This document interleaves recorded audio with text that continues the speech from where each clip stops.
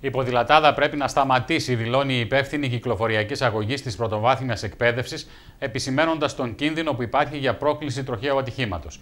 Η κυρία Θεοδοσέλη τονίζει πως η ποδηλατάδα έστειλε το μήνυμα που έπρεπε να στείλει και πλέον έχει επιτύχει το σκοπό της και δεν πρέπει να επαναληφθεί.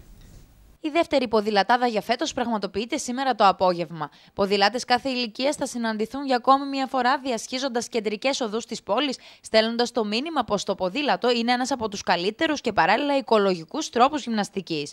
Ωστόσο, αντιδράσεις εκφράζονται από την υπεύθυνη κυκλοφοριακής αγωγής της πρωτοβάθμιας εκπαίδευσης Κατερίνα Θεοδοσέλη, η οποία τονίζει ότι η ποδηλατάδα έχει εκπληρώσει το στόχο της. Μιλάμε για έναν αριθμό περίπου 400-500 ατόμων που βγαίνουν στον δρόμο με ποδήλατο. Θεωρώ ότι σαν δράση όταν ξεκίνησε έγινε μάλλον όταν συζητήσαμε με τους φορείς για να δείξουν την θέλησή τους να υπάρξουν ποδηλατόδρομοι στην πόλη και καλώς έγινε.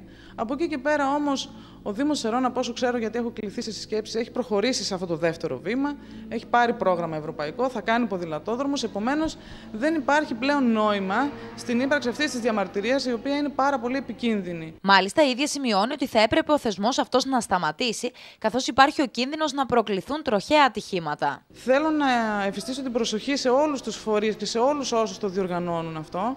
Υπάρχουν ατυχήματα, μικρά ή πιο σοβαρά, κατά τη διάρκεια της ποδηλατάδας. Είναι πάρα πολύ δύσκολο 500 άτομα να συντονιστούν και να ποδηλατούν σε ένα δρόμο 3 μέτρων. Δεν μπορούν να δουν μπροστά τους ούτε τα εμπόδια, ούτε τις λακκούβες. Σε μια πόλη όπου γίνονται αναπλάσεις, σε μια πόλη που δεν υπάρχουν χώροι στάθμευσης, που υπάρχουν διπλοπαρκαρισμένα παντού ή που υπάρχουν η πλαστική κόνη και ο ποδηλάτης μέσα σε όλο αυτό το όγκο των οχημάτων δεν μπορεί να τους δει. Επομένως, μήπως να το ξαναδούν και να δουν για ποιο σκοπό γίνεται αυτό. Προσπαθούμε να προωθήσουμε το ποδήλατο στην πόλη άκρητα, χωρίς να δούμε ότι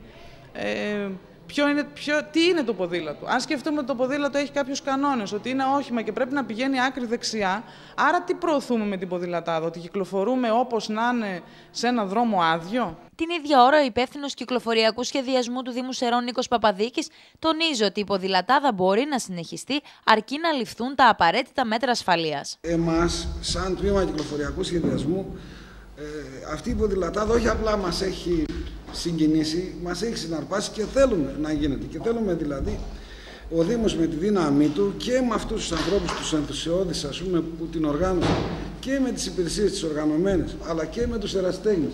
Πού είναι η Αθήνα? Τους περίφημους ράδιο ερασιτέχνες και όλους αυτούς τους ανθρώπους, δηλαδή εθελοντάς, ας πούμε, θα τους έλεγα προστασίας των μικρότερων και καλύτερης οργάνωσης, αυτή η ποδηλατάδα, αν είναι δυνατόν, να τρέξει.